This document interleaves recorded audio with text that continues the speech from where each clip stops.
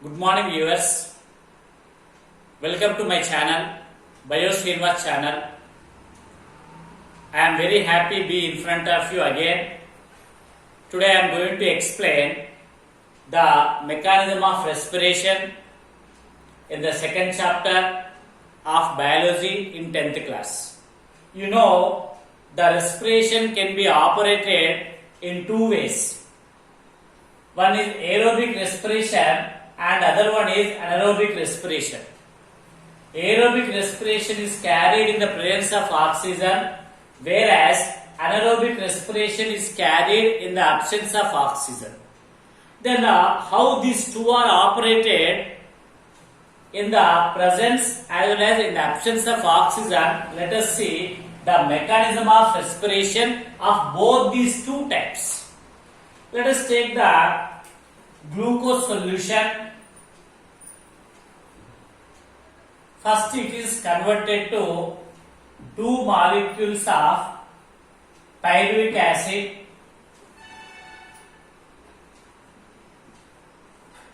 how many molecules? Two molecules. This is one molecule. One molecule of glucose is converted to two molecules of pyruvic acid in the cytoplasm of cell. Either that cell may be eukaryotic or prokaryotic. This process is same. So the conversion of glucose into two molecules of pyruvic acid in the cytoplasm of cell is the first stage in the mechanism of respiration, that is popularly called as glycolysis. What is the first stage in the mechanism of respiration? Glycolysis. Glycolysis, the name itself is indicating that glyco means glucose, whereas lysis means breaking down. Which one is broken down here? Glucose molecule is broken down into two molecules of pyruvic acid, where it is operated in the cytoplasm of cell. This is the first step in the mechanism of respiration. What is the first step? Glycolysis. Then, depending upon the availability of oxygen, the pyruvic acid either undergo the aerobic respiration or anaerobic respiration. Are you following? Let us take this pyruvic acid and continue the second mechanism step. First step of the mechanism is glycolysis. Then second, let us see with the help of a flow chart.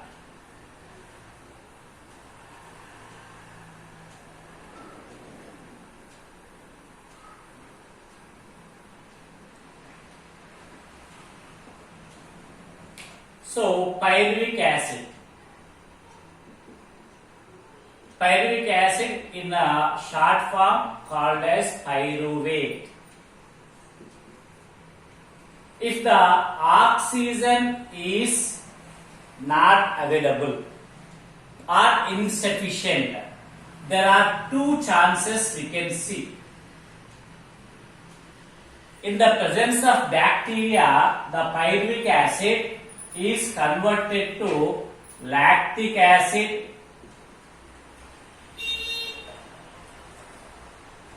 with the liberation of energy.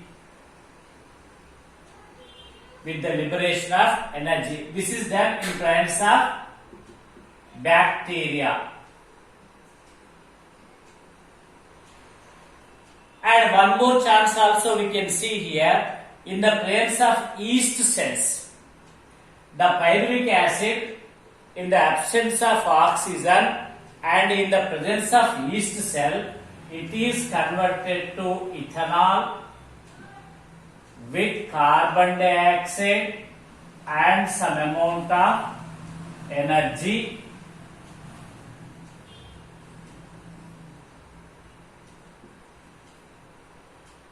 These are the two reactions are possible when there is a non-availability of oxygen or insufficient oxygen.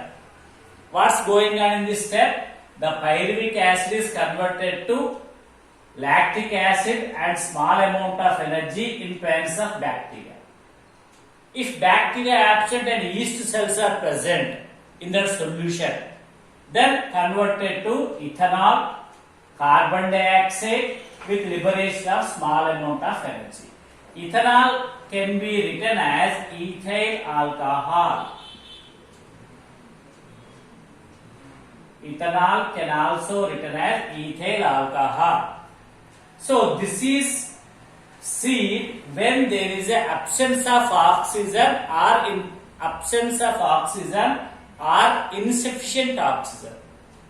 If oxygen is available sufficiently, then the same pyruvic acid in the presence of oxygen converted to carbon dioxide, water with more amount of energy. With more amount of energy.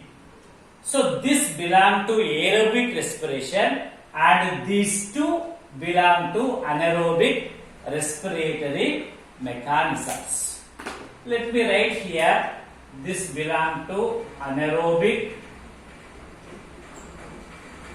and this belong to aerobic. Under anaerobic conditions, these two are possible. Under aerobic condition, this is the only one possible. So, in our body, majority of the cells are carrying aerobic respiration, but under certain situations like strenuous exercise or continuous running process, our muscle cells are taking the help of bacteria and producing lactic acid and small amount of energy. That's what the person will faint, alspota. They may tired because of anaerobic respiration due to the lack of oxygen. So in this way, the mechanism of respiration is of two types depending upon the availability of oxygen.